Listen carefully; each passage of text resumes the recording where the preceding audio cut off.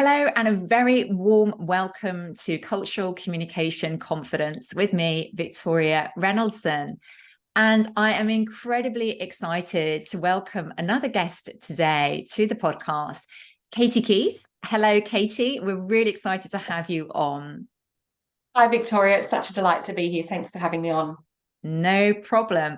Well, I've known Katie for a few years now in her capacity as Executive Director of Global Chamber London.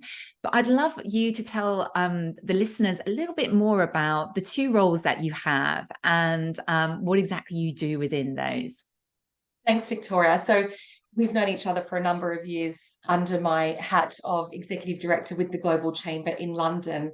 And I've been leading that business community for the best part of 3.5 years now. So it's been quite a journey taking on the role as an independent business owner in that community. So what I do at the Global Chamber is I support the membership with their growth and success going global. So I provide advisory support. I run the events at Global Chamber. I orchestrate warm connections between members to help them grow their business. And most importantly, I do business in the community as well. And that takes me to my other hat as the head of B2B Partnerships with Currencies Direct.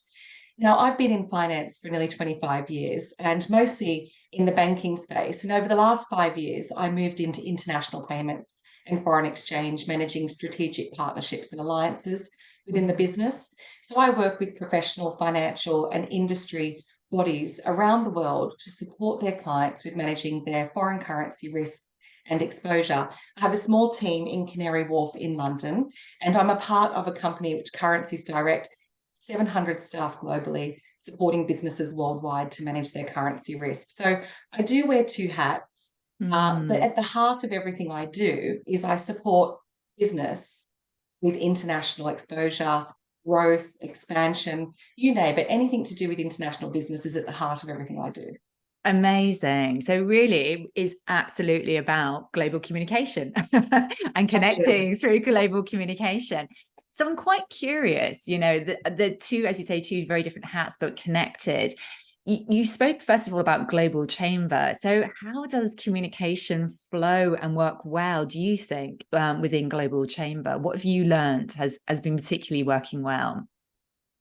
I have to say I've learned a lot in the last 3 years. I think I thought I knew a lot about communicating effectively within teams, having had diverse teams throughout my banking career. I thought I had a very good toolbox, so to speak, in terms of how I communicate with different cultures and different types of people within business, whether they're in a specific hierarchy or department or speak a different language because of the type of business that they're in. But coming to Global Chamber really opened up my eyes. We're working in a very diverse peer space. We're in 190 countries, which opens up the opportunity to learn more about cultural differences and then communication styles as well. Because we're virtual too, there were different elements about how I had to adjust, and especially through lockdown. I took over the chamber in London in lockdown, which was completely virtual. So we didn't even have in-person happening in London. So I really had to adjust my communication style to suit that environment. And that's really, really fascinating because obviously there is that element of it's all virtual and you're across 190 countries, I think you said. So what tips have you got, for people maybe who are listening now and equally perhaps maybe not working in 190 countries, but want to be working across many different countries? What works well for communication and what things are you thinking about in terms of adjusting your communication style?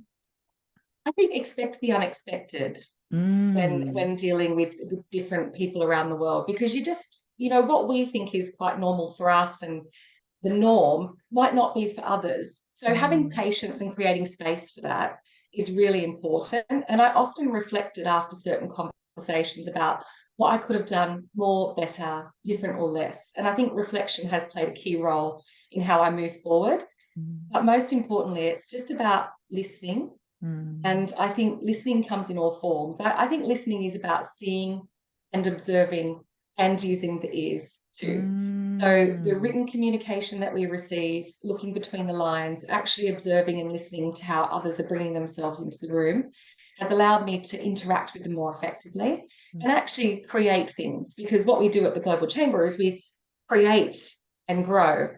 So we've had to bring in that reflection piece. And as a team, we also discuss, how we are setting up a project with a different country, what are the different things we need to think about and consider. So we do some pre-work as well when it comes to different projects. I love that. And I think a couple of things I heard you say there, which were really interesting for me. So the first thing was about the reflection piece, always reflecting, on the interactions, the conversations you're having, what you would do differently or what you learned from that. I think that's so valuable. And I absolutely, also always talk to my clients about that.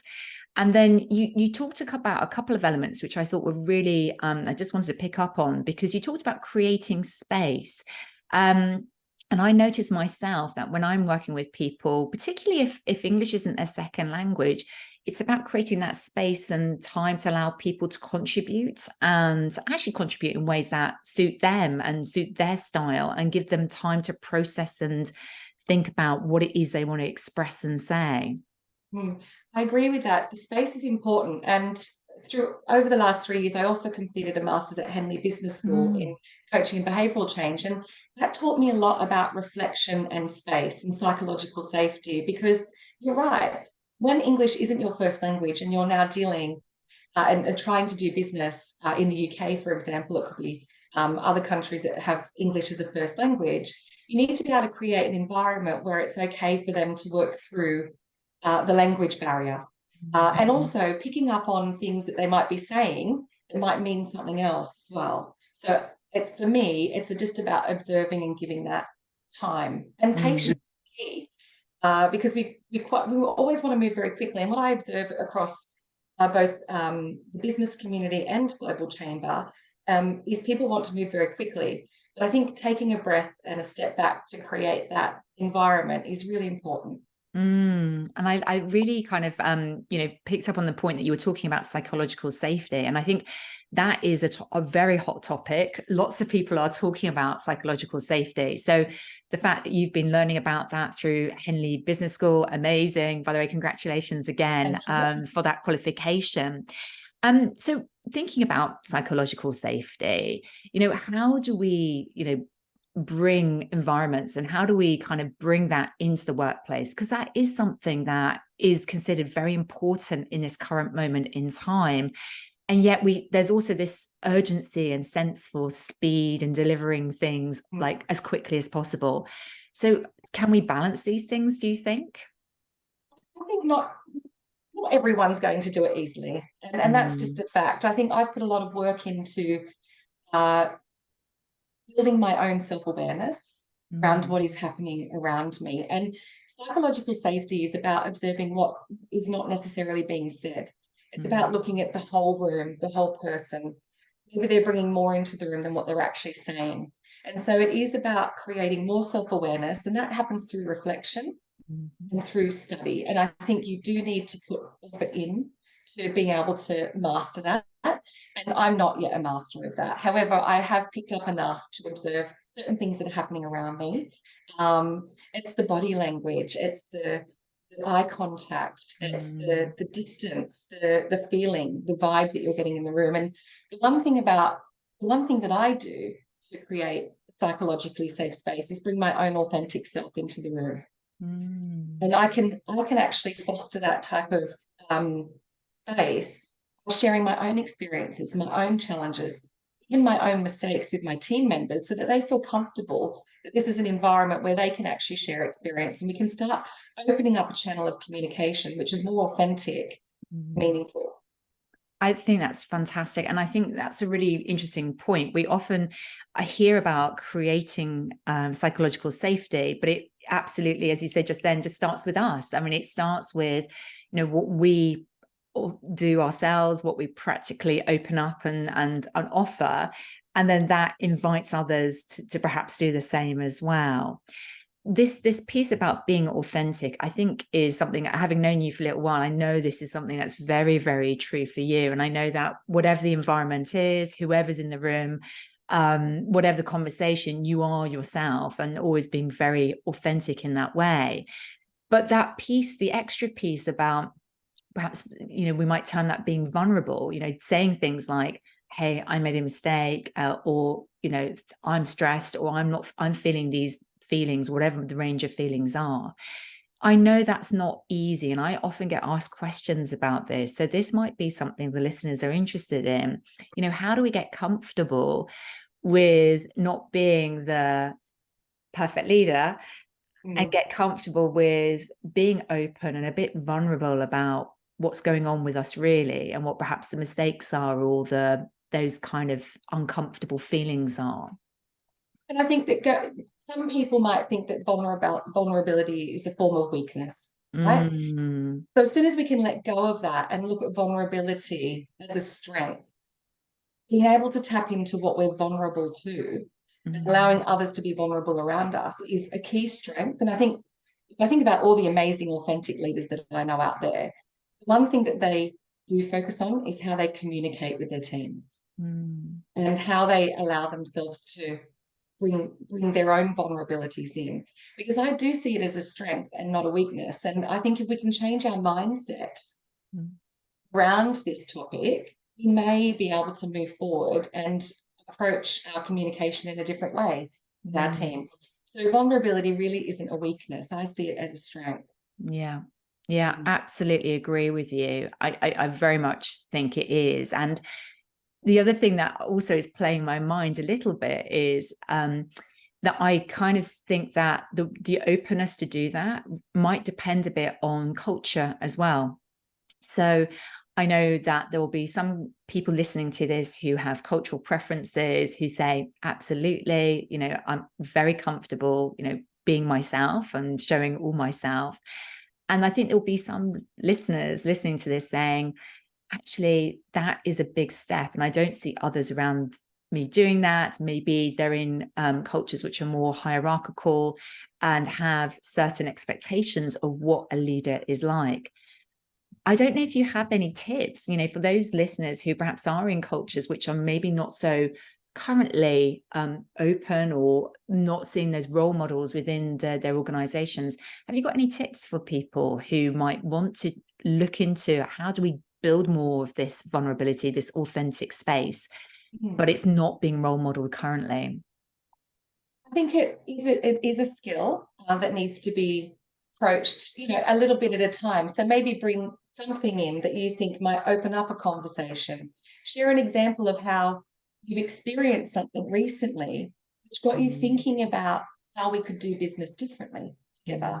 Maybe share a story. Storytelling is really great if you can master telling a story which allows you to talk about a situation, doesn't put you in too much of a vulnerable state, but it gets people thinking about scenario which you want to bring up in the team or the wider business. So I think mastering your storytelling, allowing yourself to say it in a way that doesn't, if you don't want to be too vulnerable, pull back on the story, but using storytelling can be helpful. And I think not all situations are going to allow for vulnerability. I think choosing your space at the right time is important, and planning ahead, reflecting on how you would like to approach it is key as well. So not everybody is going to feel comfortable doing it, but I often say it's the things that make us feel uncomfortable, the things that make us grow. Oh, that's brilliant. I think that's absolutely fantastic. Yeah, I absolutely agree that our goal shouldn't be to be comfortable. Our goal is actually to learn something and grow through the experiences that we're in. Absolutely agree. Yes, certainly. I mean, when I'm working with people on cultural intelligence, it's often uncomfortable. It's not, it's because we're pushing ourselves and stretching ourselves out of our comfort zone, right? And also, just to add to that, don't make an assumption that the others around you wouldn't appreciate it. Because we often step into business and life making assumptions and judgments about everything around us. And quite often, others are just making assumptions back to us. So I think if we let ourselves get caught up in the assumption that others might not respect or appreciate the story that we've got to tell, that might hold us back from making that change and that shift. So Yes. just try it. Yeah, I like that. Yeah, so the invitation is there for everyone listening. Just try it. And I also get the sense from what I understand of psychological safety that we can start small. We can start with actually just revealing more about our personal lives and what makes us us, you know, what makes us tick, right? Yeah, and psychological safety is such a deep topic, Yeah. and there's so much to it. Bringing your own authentic self is one bit, but it's also questions. Ask Mm. curious questions. Maybe don't ask too much. Know when to stop, and Mm-hmm. just provide that eye contact, that warmth, and Mm. that I think really at the heart of psychological safety is building trust with each other. And I think we do that over time. So Mm-hmm. we can't expect to create spaces immediately. I think we have to work on that. We need to build up a framework almost with our team or our peers within our business network that allows them to come into that space and communicate in a specific way. Now, I know at Global Mm. Chamber, I often get feedback saying it's just so wonderful being here. It feels like a family, it's a tribe, different words like that. And that tells me that people feeling that space. Mm. And that's happened over a period of time. It wasn't there in year one, Yeah. Yeah. but it started to build over time. And I think if you're consistent Mm-hmm. and you build those relationships and you provide that trusting space, that is, I would say, creating a psychological space people to communicate Fantastic. in. Great. I love that. Well, thank you so much for sharing that, because I think that those insights are fantastic. And I know it's something that my clients are interested in. I'm sure the listeners are interested in as well. I would love now to go back to something you were talking about earlier, which was all about listening. And I was quite curious to hear you talking about listening. It's not just about what we're doing with our ears, but actually what we're observing.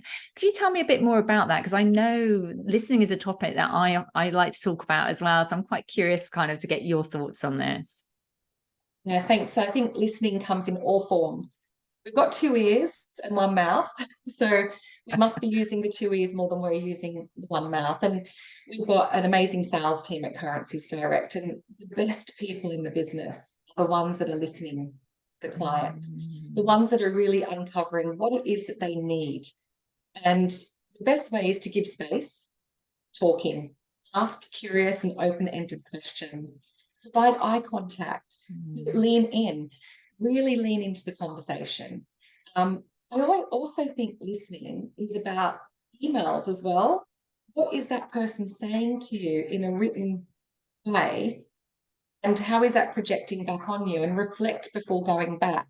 Mm. So I was reading quite a few emails this week, and I'm thinking, right, I'm going to read this and I'm going to go away and I'm going to read it again. And then I'm going to break it down because sometimes there are some long emails to get through. So reading is also listening. It's about observing what's Mm. going on with the other person. It's not just thinking about what am I going to respond with. It's actually just processing what they're saying and paraphrasing back if you Mm. don't quite understand. I think that's been a key thing for me for decades now. If I'm not too sure what I've heard, I'll paraphrase back in a way that we can open that up a little bit more, especially Mm. when I'm dealing across cultures. Yes. Yeah. Been Yeah. key. Mm. Absolutely. And I think that's so kind of fascinating, the whole kind of listening piece, because you gave the great example there of the sales team. And I think Mm. people often think about sales team as being great speakers, being kind of individuals who work in sales as being able to pitch and be able to sell and communicate incredibly clearly. But I love that idea, and that listening is where it starts with. And I assume that's also about building the trust, as you talked about earlier, and building the empathy, like really getting into their head of what does my customer need? What are they really looking for, right? Exactly. And how can you offer a solution if you don't know what the need is? How can you Yeah. help someone if you haven't heard what they want? Yeah. So it really is important to listen and absorb, Yes. reflect, and come back. Now you can do this in real time as well. It doesn't have to be, you don't have to go Yeah. away and write an essay and then go back. It's about building up the skill of listening. Mm. And I think that's the tricky one, isn't it? Because my sense is that people get quite distracted. Like even if they're in a meeting with just one other person, they get distracted about what's just happened, what's about to come, what's beeping and pinging in their phone or on their watch or whatever it might be. It's actually a real skill, right? It is. And still today, see a lot of people interrupting other people. And Mm. we're moving 100 miles an hour, and as soon as a thought comes into our mind because we've heard something, it triggers something within us. It's about holding on to that and not responding too quickly. Mm. I think if you can hold your space, your own personal space, take it in, allow silence, stay there for a little bit longer before you respond, that is a real skill to master. That is so fabulous. Allow silence. It's actually quite counterintuitive for some cultures, I think, to allow those silences and not to be automatically in response mode. Yeah. Something else you spoke about, which I thought was fascinating, was this idea of listening to emails. And I love that, because I'm a great believer in as well that emails have tone of voice in them, even if we think they don't. We're just writing them down. So you talked about the way we receive emails and reflecting and taking the time to reflect on that. Do you think about the tone of voice when you're writing emails as well? Is that something you do as part of what you do, or is it just for some of the emails that you're writing? I fall prey to going on the run, and there's thousands of emails coming at us every day and communication. So there are times where I'm just quick. There are emails that come in that I think you do have to reflect on a little bit more. And when I do respond, I like to bring a little bit of warmth into my emails. And if I feel an email needs to be converted into a conversation, I will certainly do that immediately, because I think that there are different platforms for different types of communication. We do need to document things. We do need to send emails. It's a part of our day-to-day business.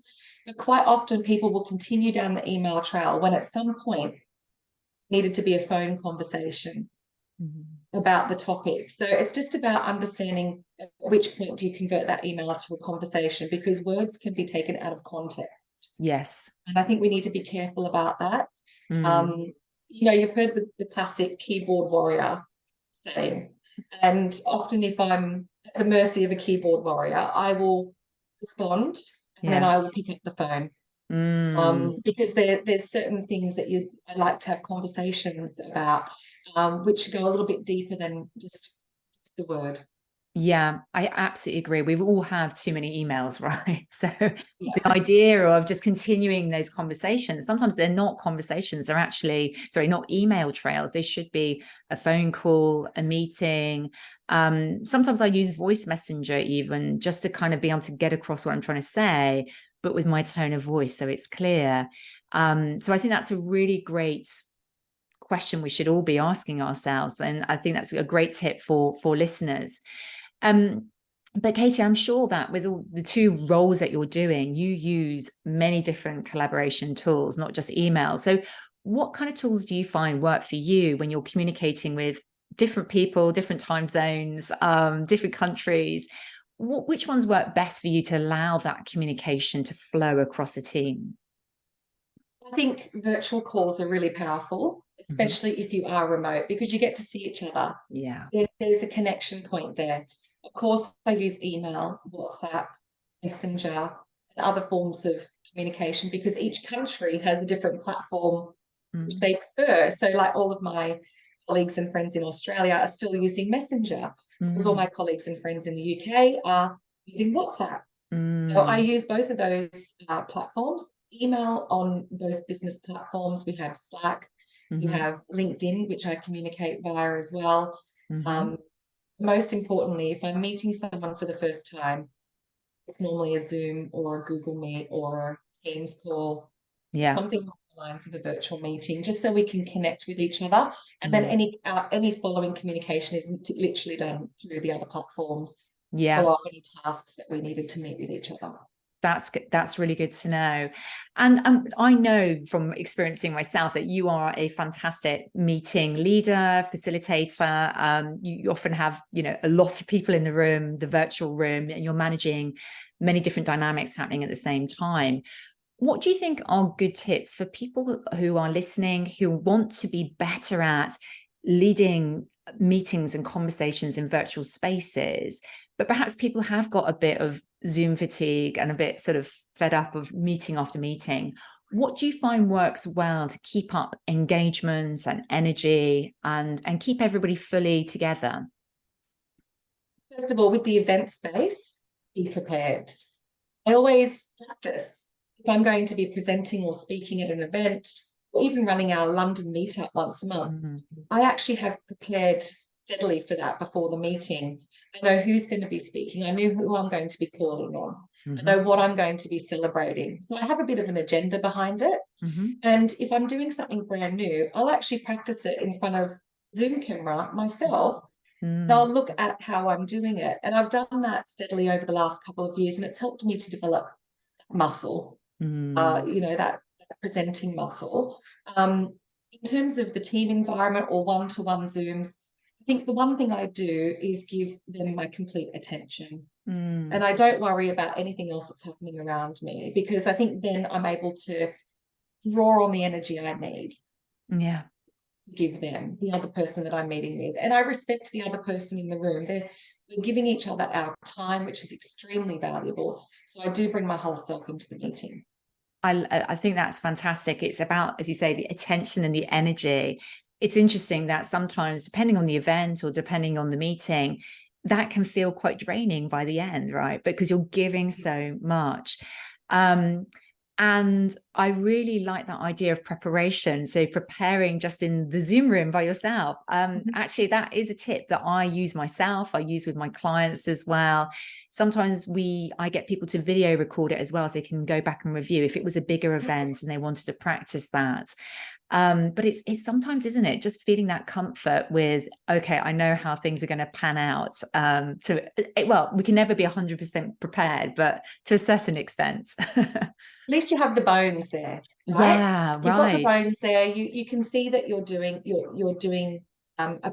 through a process. Yeah.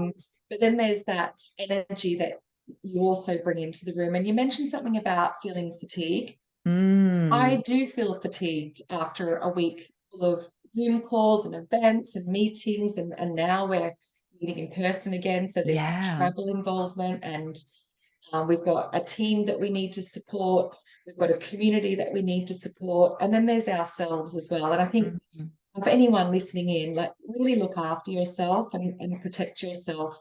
Provide yourself with breaks through the day. Have something at the end of the day that is, I like the third space concept. What's happening after work and between life? Yeah. What can you do to separate that time and give yourself a little bit of energy? I don't do this so well all the time, and it's not going to happen perfectly every day. Yeah. I have found that it can be quite fatiguing. So make sure you space out these virtual meetings so that you have some downtime. Make sure you still include time in your calendar to do the emails, follow up the admin, to pick up the phone to the client. So I think that's really important to consider. Absolutely. And I'm sort of interested in, with your role with Currencies Direct, are you working I assume, in a hybrid way? Are you in the office some days of the week, or how do you tend to do that then? We are hybrid working, and I think the norm these days is a lot of the teams are coming in 3 days a week. We're quite an interesting team. We're out and about with partners. We do attend events. We're not really a 9 to 5 team, I would say. I think that we work in the evenings. We're at breakfast meetings. We're on Zooms. We're out visiting clients and partners. And then also the Global Chamber, which is quite dynamic. Because we're such a global community, I do a lot of stuff in the evening. Yeah. And even on the weekends, I'm catching up on certain aspects of that role. So it's just about balancing out time and just making sure you create space to allow for the work to happen. Yeah, I absolutely understand. So is that easy for you to do? Because obviously when you have that blend, it can be quite hard sometimes to have the boundaries around, okay, this is my personal time, or this is when I'm going to be off. But then for some people, they like to have that blend, and that's what works for them, and they just make it, work their way through what the blend of personal and work life. So how does it work for you? Because obviously you were talking about working evenings and weekends just then. I think it's just about making sure that I do have some space. Now, there are times when I don't. Do I do this very well? You speak to Lara, she'll probably say no, and she supports on all of my admin, and it's a constant process. I think, when you plan ahead, having a very strict calendar is key. I think, especially when you're working 2 jobs, like I am currently, you really do have to balance it out. So carving out the time, scheduling is important, and having someone to bounce off. I'm lucky that I've got an amazing team in London, Yeah. a global chamber, that I can we support one another. We Mm. also bounce off each other. We remind each other to take time. Yeah, you do need a good team around you. At Currencies Direct, it is, we've got a big team that we need to look after. We've got clients we need to support. We need Yeah. to make ourselves available. So that time is always cut out. But the one thing we need to do is be able to communicate where we are with each other. Yeah. That dynamic is something that I have been mastering over the last 3 months since having a shift in my role, is sort of finding my feet in terms of how I communicate the two jobs across, Yeah. with the different stakeholders that are a part of it. So yeah, communication comes down to your scheduling as well and where you are. That's so interesting. So actually for you particularly, and I think that is going to be very much the future of work, right? People will be working across maybe 2 or 3 different things simultaneously. There will not be this idea of just doing one job. That is the one thing that you do. So I think you're very much at the cutting edge there, Katie, of what's going to be happening in the future, right? Well, yeah, well, it's the portfolio business. Right. And there are a lot of people out there who are working in corporate roles like myself, who are sitting on boards and doing non-exec director work and really extending their skills out into the global workforce. And I think we're challenging ourselves more now too. Now, do we have enough minutes in the day to do it? That's questionable. But I think people who are striving for transitions in their career, they're looking for something more to satisfy them. They're feeding the joy factor of why they do things. And I think COVID really set a precedence around how people work and the fact that we can do more than one thing. Yeah. So yes, I am sort of moving into that space and have been in that space for some time. I'm seeing more and more people doing it as well. And I think that the future of work that will be the norm. Yeah. That's my personal opinion. Yeah, I absolutely agree. I think that's absolutely the future. That sort of whole blended approach to work and to portfolio career. Fantastic. So, Katie, as we're coming to the end of this episode, I'm quite curious, what does global communication confidence mean to you? I think what it means to me is being able to bring your authentic self and allowing others to bring their authentic self into conversations and creating space for us to open up lines of communication that are really going to be impactful to who we are, to our business, and how we move forward together in a global community. I think that's what I've been setting my foundations on. However, it comes down to reflection, building self-awareness, and learning from your mistakes as you go along. I think there's so many resources that you can tap into to develop these skills. We've got amazing coaches like yourself that are helping people to develop these skills. We've got other people in the community that are leading on amazing projects that you can get involved in. So just really start flexing those muscles. At the heart of it, I think you need to bring yourself into it. That authenticity is absolute key for me.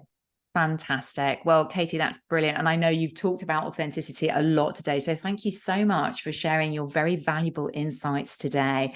From all your experience in Global Chamber at Currencies Direct, from your Henley Business School. I am also keen for, if listeners are listening to this and would like to sort of find out more about you and what you do, what's the best way for them to kind of connect with you and find out more potentially about Global Chamber even? I would love for everybody to connect with me on LinkedIn. I'd love to hear your thoughts on what global communication might look like for you. I'd love for you to connect to see how I can help you. If you're looking to take your business global, I'm here to support. Fantastic. So LinkedIn is the best place to connect. Fantastic. Well, thank you so much, Katie, joining today. It's been an absolute pleasure to have you on the podcast. And I very much look forward to seeing everybody next time on Cultural Communication Confidence.